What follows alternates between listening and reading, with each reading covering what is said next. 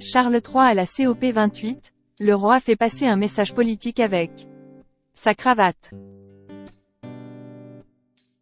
Défense de révéler ses opinions politiques lorsqu'on est roi d'Angleterre. Charles III trouve donc des parades pour faire passer des messages, usant même de ses vêtements comme symbole lors de la COP 28, qui s'est ouverte le 30 novembre à Dubaï. Pour son discours inaugural le vendredi 1er décembre à Dubaï, Charles III a fait fort. Présent à la COP 28 malgré les nombreux scandales qui divisent la famille royale britannique depuis la sortie du livre d'Omid Scobie, le roi du royaume d'Angleterre s'est exprimé vendredi devant les chefs d'État réunis pour évoquer les changements climatiques. Dans cette allocution, le souverain semblait vouloir régler ses comptes avec le Premier ministre britannique Rishi Sunak, en portant une cravate et une pochette pliée aux couleurs du drapeau grec.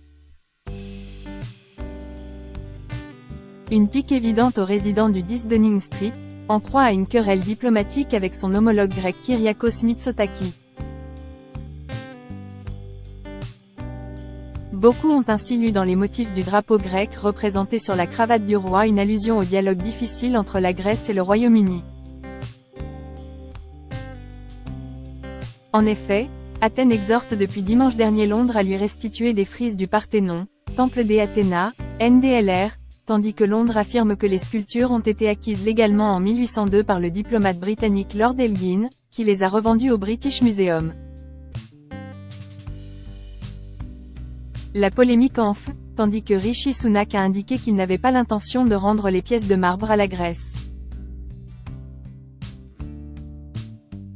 L'intention derrière le choix vestimentaire du père de William et Harry n'est pas encore prouvée.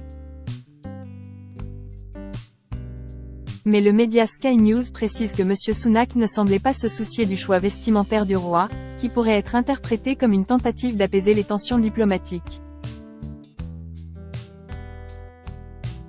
Les souverains font passer des messages codés par leurs vêtements. Charles III n'est pas le premier roi à indiquer ses opinions politiques par le biais de ses tenues.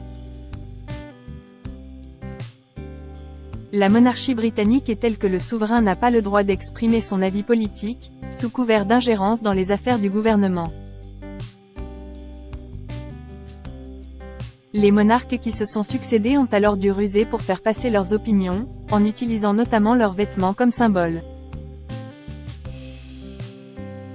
C'était par exemple le cas d'Élisabeth II, la mère défunte de l'actuel roi, qui n'avait accent aigu citait pas à afficher ses convictions dans ses choix vestimentaires.